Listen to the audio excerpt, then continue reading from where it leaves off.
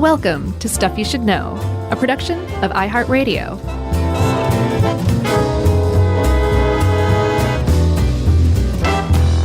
Hey, and welcome to the podcast. I'm Josh Clark, and there's Charles W. Chuck Bryan over there. Jerry's hanging out in the ether again. And this is Stuff You Should Know on a Sunday. But it's not. This will be out on a Thursday. That's true. Who's that guy?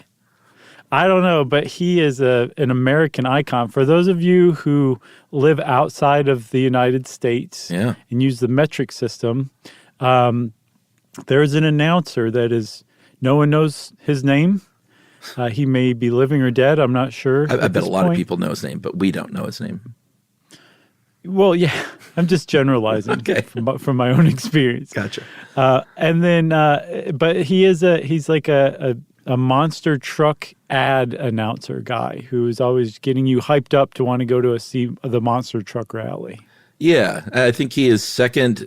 I mean, there have been some great announcers in the history of this country. Mm-hmm. I would put him up there with Michael Buffer. The Let's Get Ready to Rumble guy? Yeah. I'd put Triple Sunday Man way ahead of him. And Don Pardo, to me, is my all-time favorite. Yeah, the Saturday Night Live announcer? Yeah. Featuring Josh Clark. Oh, I've been waiting so long to and hear musical them say guests. El Cheapo. Who would no? Oh boy, that'd be a double bill. Who would be your favorite musical guest if you were the host? Oh boy, Dolly Parton. That's a good one. Sure, I was gonna say Gandhi or Jesus Christ or something like that, but I got my fantasies confused. You know, our buddy Scott Aukerman does a great Don Pardo. No, I didn't know that. Yeah, he's good at that stuff. He is a brilliant comedian. He is. It's great. I've been listening to his new-ish show with Lauren Lapkus and Paula Tompkins, our other friend, called Freedom, and it's hysterical and great. Yeah. Good. Nice plug, Chuck. Yeah. Everything Aukerman does turns to gold. Can I give you my brief rundown with off-roading as we get into the monster truck episode? Yeah, I predict a dad story coming. Yeah. Okay. Yeah. When I was, and I think we talked about this a little bit when we talked at some point about CB radios. Mm-hmm. But when we were kids, you and I, in the 70s and 80s, CBs were a big deal. The whole culture around it, I don't know, it's hard to explain, but it's interesting. And my dad got a CB, and he and one of his better friends, Charlie, they both had Jeeps. My dad had a brown Jeep Renegade, and Charlie had a green one. And we would go off-roading when I was a kid. So we would go up into the mountains and literally cut roads where there were no roads. And my dad was the mudslinger. Oh, really? That was a CB That was his handle? Yeah. Nice. I don't remember what Charlie's was, but we did quite a bit of it, including a fully four wheels off the ground jump at one point on this dirt road where they had been, I think they were going to pave the road. So they had bulldozed basically a ramp out of dirt and rocks and left it there to come back the next day to probably remove it. And my dad and Charlie heard about it. And they were like, let's go jump the Jeeps. And my dad jumped a Jeep with my brother and I in it. No seat belts, of course. And oh, my God. Of course not. I don't think Jeeps had back seat belts back then. Oh, my God. And I remember hitting the ground and then bumping up and smashing my head on the roll bar. I can imagine. You still have that divot. Yeah, but it was the 70s, so I don't even think he said, is everyone okay? I think we just kept on trucking. He's like, take a salt tablet. Yeah, exactly.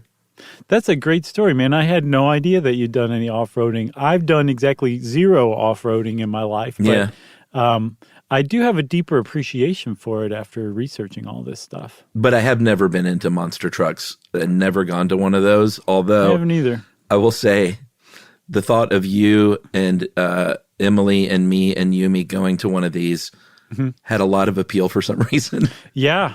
Well, I'll tell you what, out of the four people you just listed, as far as I know, Yumi's the only one who's been to a monster truck rally. I totally believe it. Yeah. Yeah, she was into power motorsports for a little while there. That's great. And went to one. She said it's really loud and it's pretty great, except she said breathing all of the gas fumes, the exhaust fumes is not super fun. You need to go to one of those stadium ones, outdoors. Yeah, I saw footage of one at the in Anaheim where the Angels play. I'm like, oh yeah, that's an outdoor baseball stadium. That's the place to go see a monster truck rally for sure. Not like an enclosed sports arena hockey rink. No, and I've heard the noise is really. I've been to one drag race and the noise was really bad there, so I can't imagine what it's like for a monster truck jam. Yes, but there's something about it. Like even just watching like clips on YouTube, like I've done the last few days. Me too. It's like I saw a couple things that I'm going to admit gave me goosebumps a little bit. I was that impressed with it, but part of it was the noise from the engine, but also the noise of like 25-year-old guys screaming like little boys because somebody like did a wheelie in like a giant monster truck. Yeah, that definitely adds to the sound as well. And little boys and girls screaming like grown men. Right, exactly. It's a weird scene. It's a big crisscross. So yes, I think it's good that we fessed up out of the gate that we have not been to a monster truck rally, and we're not huge as far as our understanding of, say, like motorized engines go, that kind of thing. Yeah, not our bag. I feel like we could still do one on this like pretty well, because there's just so much to it. There's a lot of really interesting stuff to it. You don't actually have to have gone to see a monster truck rally to appreciate it, especially if you watch some clips on YouTube. Yeah, and the reason I mentioned the off-roading is because that is where monster truck rallies, is that what they're still called? Monster truck jams? They're called Parties? Monster Jam, but that's like a specific brand of show that you go to. Well, the Monster Jam, correct. Right. I'm calling them rallies. I'm going to call them monster truck promenades. Okay. So the prom... Cotillions. Monster truck cotillions. I love it. The cotillion started with off-roading and with people like my dad in the 70s and 80s getting off-road, and, before that even, off-roading in these pickup trucks that eventually were like, hey, let's get some bigger tires. Let's lift it up a little bit. Let's get some more ground clearance. And before you know it, trucks are just a little bit bigger and taller than they were before. Right. And a man named Bob Chandler from St. Louis said, I've got a great idea. Too bad he didn't have some sort of IP around this, but he did come up with a great idea, which was the very first Bigfoot. Yeah. He's very widely credited as basically the inventor of monster trucks. Yeah. Just from, it was basically born out of necessity. Like he drove his car really hard. The reason his the first monster truck was named Bigfoot was because that was his nickname. He was well known as a very aggressive off-roading driver. Mm-hmm. But because of that, he would break axles. He would get stuck in the mud. He would find himself in his truck, more importantly, in places that your average truck driver would not find themselves. So to kind of get out of those sticky situations or never get into them in the first place, he started to try to upgrade his truck well beyond anything you would buy from like a dealership. And he was a tinkerer, so much so, and he got so into it, he actually opened his own 4x4 parts store. In part, I get the very strong impression to probably get a discount on the parts that he was needing to use on his own truck. That he was breaking with regularity. Yeah. Yeah, it was called the Midwest Four-Wheel Drive Center, and the initial truck was a F-250, a Ford F-250, mm-hmm. and he dressed it all up, and he got those bigger axles and bigger tires, and he actually did invent a technology, which was, I'm not sure if he completely invented this, but he at least installed four-wheel steering on his truck, which is when the back wheels turn and the front wheels turn, so you can turn tighter. This was, I don't know about a rage, but this was a thing for a while because my good buddy and your pal John Pindell from New mm-hmm. Jersey, he had one of those mm-hmm. four-wheel steering Honda Preludes that it was like his baby. He loved this car more than anything. I remember that. They were always like, you can get in and out of a parking spot at the grocery store like you would not believe. Yeah. you should have seen him park at the grocery store. I forgot about those. Effortless. But yeah, so that makes, and especially in a big monster truck, when you're going to need that turning radius. Mm-hmm. And the tires got bigger and bigger. I think he landed at 44 inches, which was like a tractor tire initially. And that was in 1979. And that was sort of the very first monster truck. Yeah. And nowadays, if you were riding around on 44-inch tires, other monster truck enthusiasts would be like, what's wrong with your tires? Why are they so dinky? But at the time, you could like, people would ask you to pull over so they could talk to you about your car when you were driving down the road with tires like that. Sure. And he actually used it to great effect. He advertised his business, his 4x4 parts business on the car when he was driving around town. And he ended up adding the word Bigfoot, the name Bigfoot, onto it. And again, at first, I believe he was basically saying, like a long-haul trucker will put their name or nickname or CB handle on their rig. The rubber duck. That's what he was doing. Yeah. But in very short order, that became the name of the car or the truck. And then in the successive trucks that came after that, there's, I think, 25 iterations of Bigfoot or some offshoot of Bigfoot now. Yeah. He made one very famous initial video, sort of as a promotion, like a local TV commercial, basically, for his business, of Bigfoot riding over some other cars. Mm-hmm. And that was it, man. After that, people went berserk. Yeah. There is one sort of, I don't know if it's apocryphal, but at least we can't find the original source, but that he did get pulled over once in Bigfoot, and because he would drive this thing on the road. It was just crazy. Yeah. And he was ticketed because the only violation that they found was the headlights were too high off the ground. Yeah, which, I mean, like, I was looking at what makes monster trucks not street legal, and that's definitely one of them. But some other ones are like, usually they don't have windshield wipers or horns or things like that. It's not stuff you would think of. Another one, though, is like the tires can't be like too wide beyond the body, and if they do, you have to have mud flaps to cover it up. Yeah.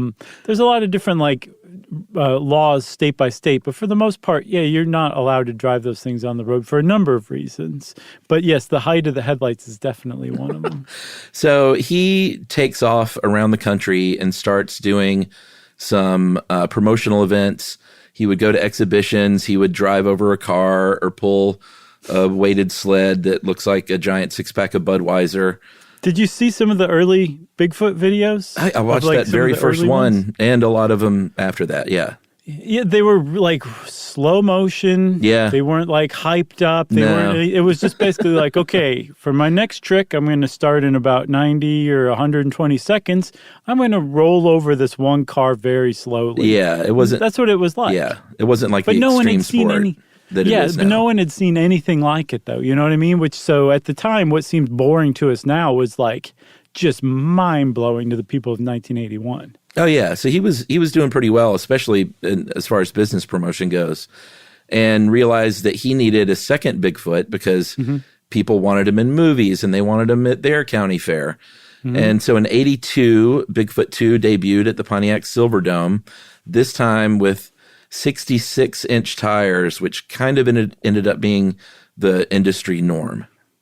Yes. Apparently they they started out with agricultural tires, the kind of tires that you put on tractors or huge combines, like just giant tires. And then to save some of the weight, because these tires can be 800 plus pounds each, fully inflated, like mounted to wheels, they'll actually shave off a lot of the tread, the real deep tread, the lugs, I think they're called. They'll shave off a substantial portion. So they still have lots of traction because, at these monster truck cotillions, they're driving over like mud and dirt and everything. I don't think those are lugs, are they? I saw somewhere somebody refer to them as lugs, huge treads. I thought the lug was the thing that came out that you put the lug nut on when you change a tire.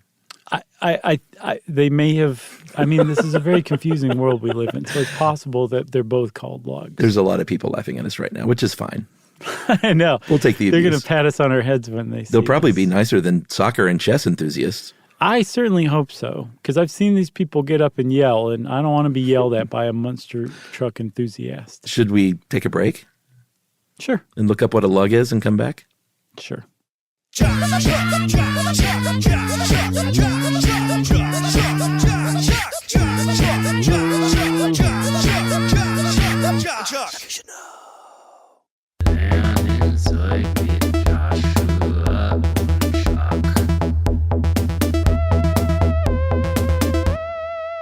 So, Chuck, where we left off, Bigfoot had really kind of established this whole thing in the very early 80s.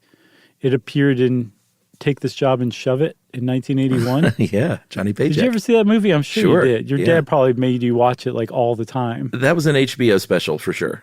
Okay. I never saw it, and I was very surprised to learn that Robert Hayes, the guy from Airplane, was in it. Like the main guy. I would not have cast him. I'm surprised no one has reinvigorated his career, like Tarantino style. Sure. He seems ripe for a comeback. He really does. But so it was in that. It was in Police Academy 2 and 6. It was part of like the pop culture zeitgeist for sure. But at the same time, its success and like its popularity spawned imitators is not the right word. Cotillion mates? Yeah, fellow cotillion goers, something like that. Like other people were like, yes, this is what we should be doing with our lives. And they actually were able to make a livelihood by appearing at some of those early like hot rod shows or like car exhibitions or, drag races, things like that. They would just be there to entertain the crowds. And then all of a sudden they were like, well, maybe we should, match these things against one another. And so from that, monster truck rallies started to grow on their own. Yeah, I get the feeling it was kind of like the rodeo clown for a little while. Like you said, there would be drag races, and they said, and now, Bigfoot will make a special appearance. Mm-hmm. And it's interesting in that it sort of started, it kind of followed NASCAR's footprint a little bit, or stock car racing in general, because the name is right there, stock cars. Like initially, those cars were just juiced up cars that they would race. And initially, these trucks were Ford F-250s and Chevrolets, and they were just trucks that people built bigger and heavier and more rugged and just made them huge.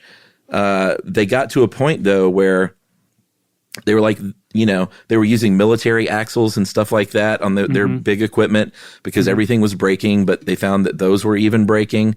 Yeah. And as they got bigger and bigger, they said, you know what? We need to start over, everybody. This is a real thing, and we can't just modify these pickup trucks. We got to build these things from the ground up, like NASCAR eventually ended up doing. And that's exactly what they did. And apparently Bob Chandler led the way on that as well. He really tinkered around with CAD designs, computer-assisted designs. And one of the things he came up with, and it wasn't him specific, or it wasn't just him. There were like a group of people working on this by this time. This is the, I believe, the late 80s. Yeah. So like monster trucks were a thing by now. But they revolutionized it by basically saying, how about instead of these like super heavy, brittle things where the truck itself weighs a total of like 15,000 pounds. Yeah, that's ridiculous. And we break axles because, they're really strong, but they're really brittle too. Let's start using tubes instead. And they created a revolution by creating and welding these cages, these frames, out of very strong but very lightweight tubes. And you're never going to guess one of the components that they use, that they make these tubes out of. Aluminum? Molybdenum. No way. It's funny. We heard from people about how to pronounce that. And someone said I don't know if you saw this, and they said in the industry, we just call it Molly. Yes, B. I saw that too. Yeah. They use a chromium molybdenum alloy, and they call it chromoly. Wow. Yeah, Look so at that's what your average monster truck is made out of, and you don't need the same amount of stuff that like a passenger vehicle needs. You need just the bare minimum amount of stuff that's going to make this thing run, keep it together, and then most importantly, protect the driver inside. Because when you strip everything away from the monster truck of today that Bob Chandler and his friends revolutionized in the late 80s, you basically have a roll cage. Yeah. Is what you're dealing with. A giant tubular roll cage. That's what a monster truck is at its core. Yeah, and one of the other big improvements and advancements they made was moving the engine behind the driver, so it's a mid-engine layout. No more, what's in front of you under the hood. The bodies of these things now, and since the late 80s, early 90s, are fiberglass, and they're just, if you watch any videos of this stuff online of like current monster truck rally or cotillions, excuse me. These fiberglass bodies they're just showpieces. They're made to just tear apart and break away. Like very few of them end up in one piece at the end of these.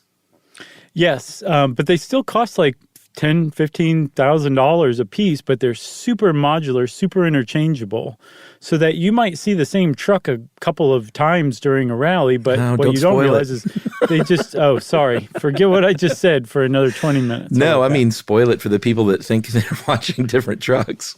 Gotcha. So I am sorry to be the bearer of bad news, but there are more bodies than there are actual trucks at any given monster truck cotillion. They're just swapping out the actual shells, the fiberglass body. There's a crew there. I was reading about them. They're the unsung heroes of any cotillion. Oh, sure. Where in between, appearances, in between shows, like a lot of times those monster truck jams will be, a couple of shows a day on a Sunday in a certain city. They're working feverishly to fix everything that's gone wrong from the abuse that poor truck took, for the last couple hours during the show.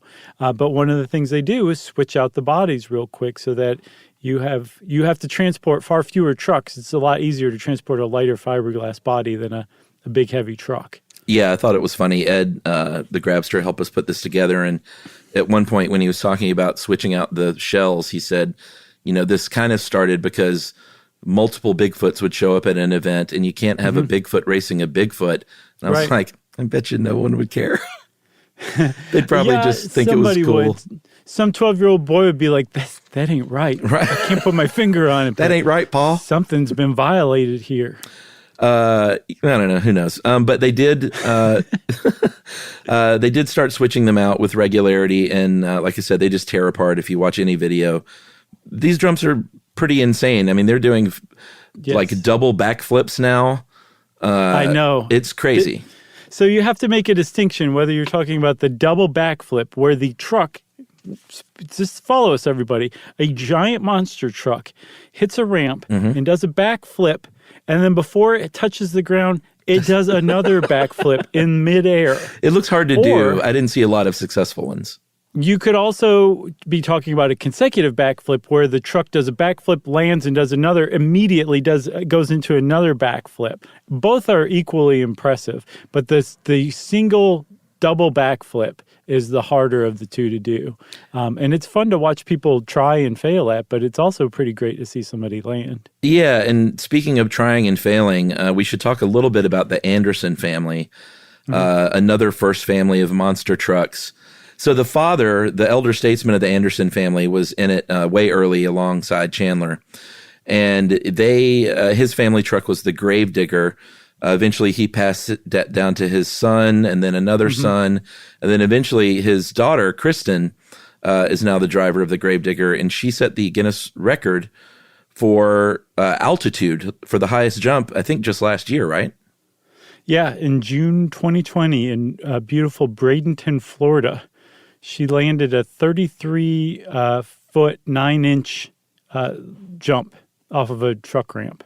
And, it's pretty impressive. And she, I think it was her dad. The reason I mentioned the trying and failing thing was her dad was the first person who said, you know what, these races are fine. Racing these things are good.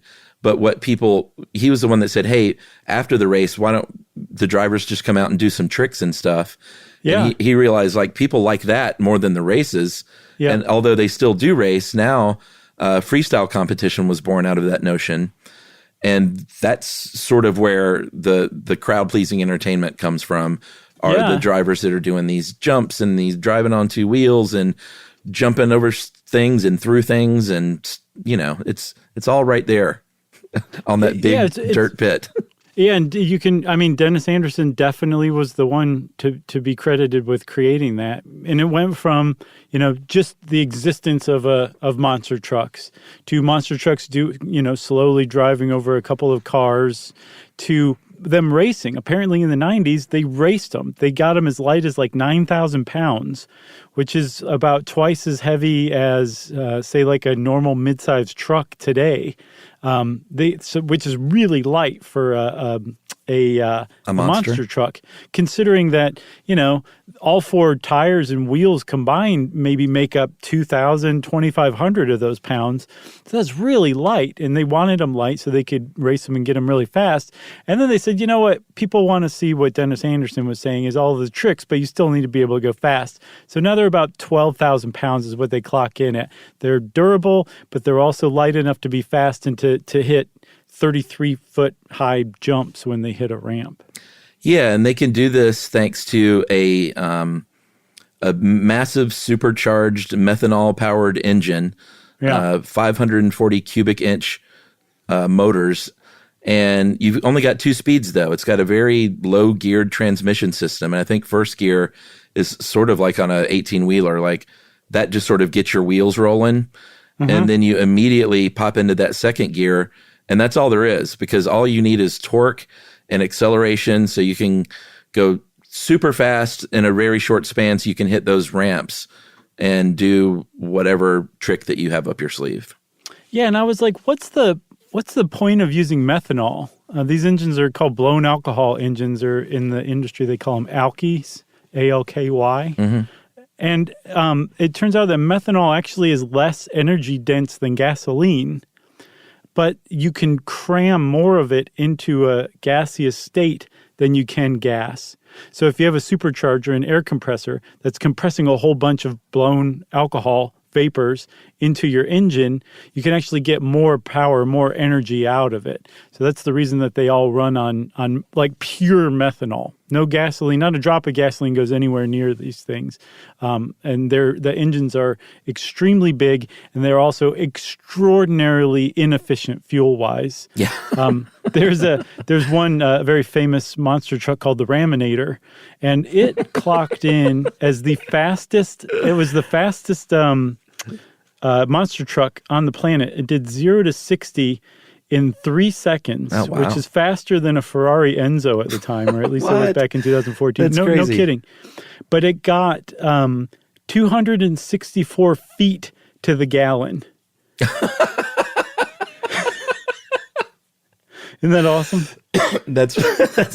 I was trying to figure out before you said to the gallon. I was like, "Where's this going?" Right? Wow, that's really funny. Yeah, they're not worried about fuel consumption.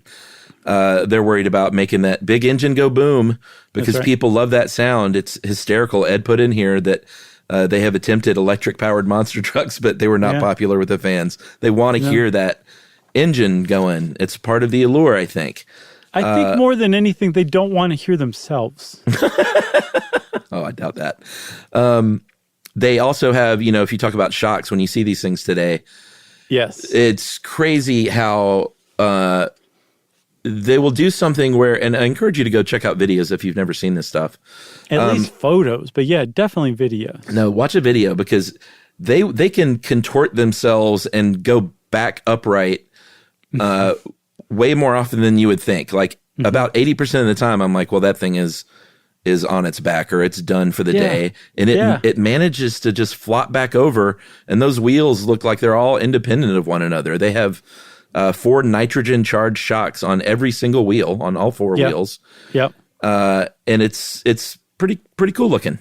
And those shocks are not like normal shocks either. Your average shock has what's called a range of travel, which is the amount of basically give that it has. of about 4 to 6 inches. These usually have about 24-inch range of travel. And like you said, there's 4 on each wheel.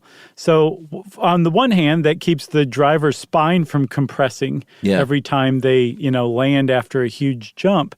And on the other hand, it also pushes the truck off of objects and obstacles. Yeah. And I don't know if we said those huge giant tires, in a normal car, you've probably got about 33 pounds per square inch inflation in them. These have maybe 8 to 10. Yeah, so there's a lot of bounce in the tire. There's a huge amount of range of travel in the shocks. And when you put it all together, they can pop up on their back wheels. They can pop up on their front wheels. They can just do tumbles and somersaults and all sorts of crazy stuff because of those shocks and that virtually deflated tires that are basically like giant balloons. Yeah, they bounce. They need more cushion for the push-in. They bounce around quite a bit. Yeah. I think, safety is an important thing. And like NASCAR, again, they've sort of followed that model of in the early days, I would be surprised if Bob Chandler even used a seatbelt. He seems kind of like a wild card to me. But like I said, along with NASCAR, they started improving the safety over the years. There are still things like back injuries. Fire is another thing it's obviously because, when you flip these things over and you're bouncing around, those fuel, it's not just like a regular gas tank or oil reservoir. They're like super modified, and there are backup systems and redundancies to make sure they're not throwing flaming gas all over people. Yeah. There are automatic fire extinguishers like in NASCAR. They're wearing those fire suits and gloves. Yeah. I think they even, I'm not sure if it's the exact Hans device, but the device that I think after, I might be wrong, I'm just going from memory, but I think after Dale Earnhardt died is when they brought in that device basically that straps a NASCAR driver's head completely stationary. Yes, absolutely true. And I think that's what they're using in monster trucks as well.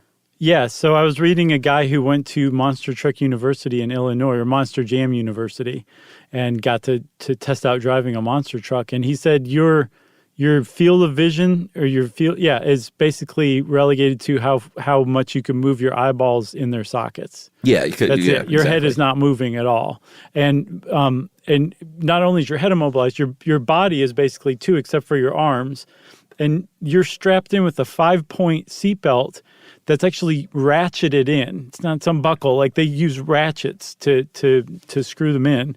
So you are in that thing. And then also, if you're an actual professional monster truck driver, the seat that you're sitting in has actually been molded to your body. So you to your probably can't fluctuate in weight too much if you're on the monster truck circuit, or else you're not going to fit into your own seat, Yeah, you got to watch your weight, I imagine. And, the whole debate about whether race car drivers are athletes is, of course they're athletes. And I would imagine a monster truck driver, it takes a lot of toll on the body, and they have to be in pretty decent shape as well. Sure. Also, like whoever you are listening, you couldn't do this. No, totally. It's not something like driving one of these things is not intuitive. It's not not only do you have to learn it, I get the impression that you have to be basically naturally talented to start with to even get good at it at all, too. Yeah, I mean, should we talk a little bit about driving? I think one thing we didn't mention, which is pretty cool, is that the driver sits in the middle. It's not mounted on the left side like we drive here in the United States. It's in the center because for a very good reason. So your arm doesn't fly out the window and get crunched.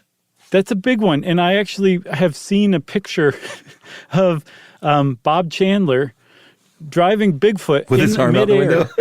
Yes. He's leaning out the window, looking at the ground, like checking his clearance. But he's like, he might as well be going 10 miles an hour down a country road for the way that he's sitting in this car. I'm like, especially now knowing that they're like strapped in and in the center of the car. It's just hilarious to see. I can't believe the guy's still alive. Yeah. I mean, is he still alive today? Is he still around? Yes. Yeah. Yes. Yeah. He, like we said, there are only those 2 gears, and there's also still that rear wheel steering that Chandler came up with. And I don't think we mentioned, he called it a 4x4x4 because 4x4 obviously for 4-wheel drive, and then that 4-wheel steering. Yeah. But you now can turn those on and off, the 4-wheel steering feature with a toggle switch. That's how you drive it. Yeah, so like flipping that switch on and off and steering and, hitting the gas where you're, and I don't think we got to that part yet, but it's actually attached via a tow loop to the accelerator throttle because they would have problems with sticking accelerators, and that is not good in a monster truck that can go that fast. So now you can pull back on the accelerator, but all of this stuff takes a lot of practice, and that's why you would go to the Monster Truck University. Yes, and have to be naturally talented too. And then there's also safety issues, Chuck, that they've come up with because there have been a lot of tragedies. Apparently, no monster truck driver has ever died driving a monster truck, but plenty of spectators have been killed because of things like when you crush a car, debris can fly everywhere. Sure. Parts of the monster truck itself can come off, and they're usually moving pretty fast and are pretty heavy when they're flying through the air. And then sometimes monster trucks can just like drive into crowds. So if you go to a monster truck rally or cotillion, whatever your preference is, you will see that the lower seats are just totally, you can't go down there because these things are so unpredictable and can so easily spin out of control that it's just not safe to be anywhere near ground level when one of them is driving around. Yeah, and I think after they implemented that, there were incidences where the trucks did go up into those empty seats, wherein everyone involved looked around and just sort of nodded like, yeah, we did it. Yeah, just save some lives. And then also there's another thing too, where if you go to one of these shows, you'll find that there's 4 people standing around at each corner of the hockey rink or the baseball diamond or whatever, that have little remote controls that in each one of them is capable of completely shutting off the engine and the fuel immediately with the press of a button. And they do that in case the driver is knocked unconscious, but the throttle is still down and the truck's still running around. Yes, you don't want a ghost-driven monster truck inside of a stadium full of people. I mean, doesn't that just shout how dangerous this is, that there's people standing by with remote controls to turn the thing off if you're knocked unconscious while you're doing your job? Yeah, and maybe we won't go over all these, but there have been fatalities multiple times through the years at monster truck rallies, including small children getting killed in the audience. And this was mainly in the 90s, but there was one in Mexico in 2013. There was something else in 2014. So in the Netherlands. Yeah, which is, I don't know. Why is that surprising to me that the Netherlands has monster truck rallies? But I mean, these people, they were just standing around like they were watching, I don't know, a couple of dogs do it or something like that. Just in a circle. And then all of a sudden when the monster truck loses control and just plows into the crowd, I think it killed like 3 or 4 people. Yeah. Like they're watching Disney on Ice. Basically. Should we take a break? Yeah, with that one for sure. All right, we'll take a break and we'll come back and reveal why I mentioned Disney on Ice right after this.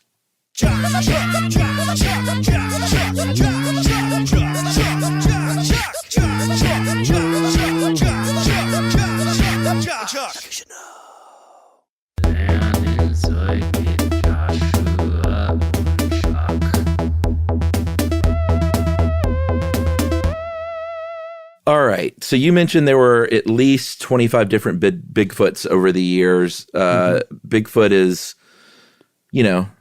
it's part of popular culture now and the nomenclature. Like Emily will, if she sees a big truck in her neighborhood, will be like, look at that Bigfoot, get out of the way, or some Bigfoot. Right.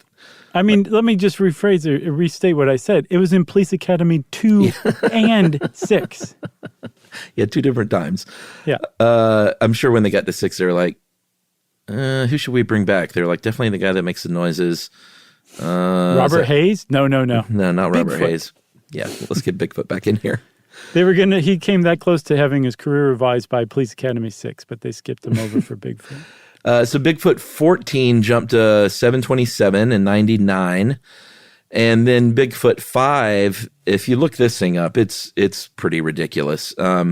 It's the biggest one of all. They built Bigfoot 5 with tires that are 10 feet tall that were used on the VC-22 Snow Freighter land train, which was this, it's a train. It's really a vehicle connected to other vehicles. It's more like a big shipping bus, but it's a trackless freight train basically that they shuttled supplies between Cold War early warning outposts between Alaska and Canada in the 50s. And if you look up Bigfoot, which one was it? 14.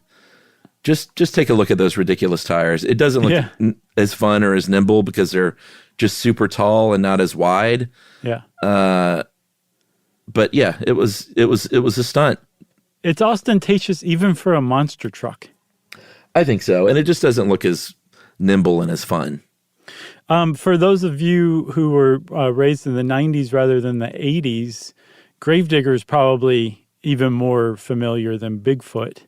And like we said, Dennis Anderson, the original creator of Gravedigger, and whose family keeps driving for him, was the guy who basically came up with freestyle monster trucking. Yeah. So hats off to him for that. I think his daughter, Kristen, is the first and only full-time monster truck driver who's a woman. Oh, yeah. Yeah. Well, hats off to her as well. And also Breaking the ground. Guinness World Record holder, too, which is nothing to sneeze at. That's right. There's also, since we were talking about fiberglass bodies that are super removable, since you're no longer having to kind of work with anything that was originally a car or a truck, you can kind of do whatever you want. And some people model, like the Gravedigger is modeled after a 50s Chevy panel van. There's one that's called the Big Kahuna that looks like a Woody from the 60s that you go surfing in. Sure. And then there's some that don't look like cars at all, or they look like cars that are hybridized with like animals, like El Toro Loco is a bull with horns. My personal favorite is Megalodon. Oh, is there a shark? Giant shark. There's Higher Ed is a yellow school bus. There's one called the Zombie Chuck that has arms sticking out and tattered rags coming off of it like a zombie. And then one of the best ever, the Mohawk Warrior with a giant mohawk, sponsored by Great Clips. Is it really? Yes, which really kind of reveals like the state of monster truck cotillions today. It is super commercialized, and the main reason why it's super commercialized is because Monster Jam, which started out from the hot rod racing community, was bought by Feld Entertainment, which has a lot of different live touring acts, and one of them is Monster Jam. Yeah, and that was not without some controversy. Prior to the big corporate takeover, it was people like Bob Chandler. It was these people that would get together, maybe get a sponsorship and raise some money because they're very expensive to build. Obviously, it's not like they were all just like rich guys doing this stuff. So you get a sponsor, you'd build out a monster truck team and your truck, you'd be paid money to show up at an event. And if your truck gets some notoriety, you get more money. And I think in 85 is when the United States Hot Rod Association started having these races where there were actually rules and a point system. And then these other point series started up. And eventually that culminated in 88 when a bunch of the drivers got together and formed the MTRA, the Monster Truck Racing Association. Right. Where you finally had some like real safety rules and everything was just sort of codified.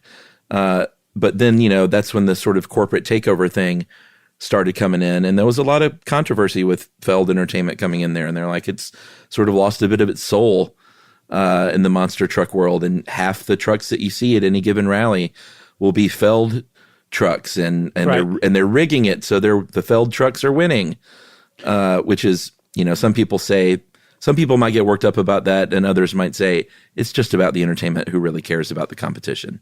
Right, and it's very much the same as like getting worked up about, pro wrestling being rigged, where it's like, yes, it is. It's for entertainment purposes. This isn't a sport, but it's still very athletic. What you're seeing is really hard to do.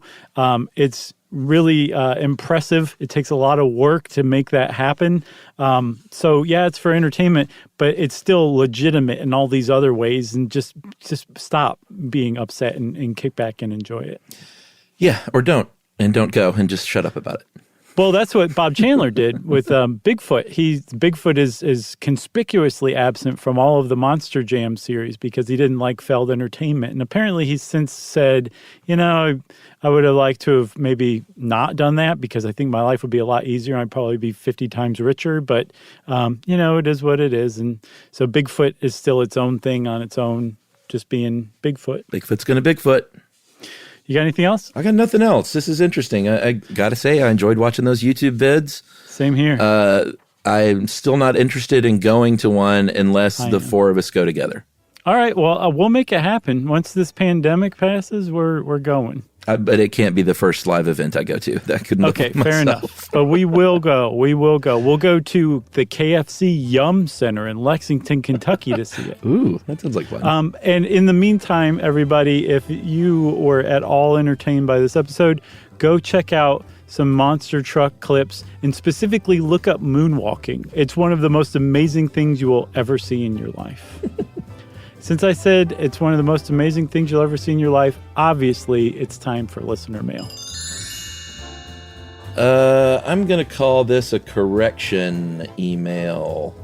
We like to read corrections when we get stuff wrong. Sure. It's been a hallmark of the show. Mm-hmm. And I'm going to read one right now from Mike. Hey guys, I was listening to the uranium mining podcast today, which was great and super interesting. However, I just want to let you know, and I expect I'm not the only person who emailed, but you are, Mike, that uranium is categorically not from the Big Bang. During Big Bang, nucleosynthesis, hydrogen, helium, lithium, and beryllium were produced, including various isotopes and basically nothing else. Uranium is produced from supernovae, exploding stars. During the final seconds of a life star, something called the R process occurs where dozens of neutrons can rapidly be added to the existing atomic nuclei. Some of these neutrons will subsequently decay into protons and electrons until a stable, or at least quasi-stable, isotope is reached, such as uranium. Cheers. Thanks for all the great podcasts. That's from Mike. Cheers. It ended kind of abruptly there, but man, thanks for the schooling, Mike. Who knew? Mike did. I definitely did not know, and I like to think that I know basically everything there is to know about the Big Bang. Well, there you have it. No uranium. Thanks, Mike. If you want to school us like Mike did, we are always willing to sit in awe of someone else's giant brain. So you can email us. That's the best way to get in touch these days. Wrap it up and send it off to stuffpodcast@iheartradio.com. Stuff You Should Know is a production of iHeartRadio. For more podcasts from iHeartRadio, visit the iHeartRadio app, Apple Podcasts, or wherever you listen to your favorite shows.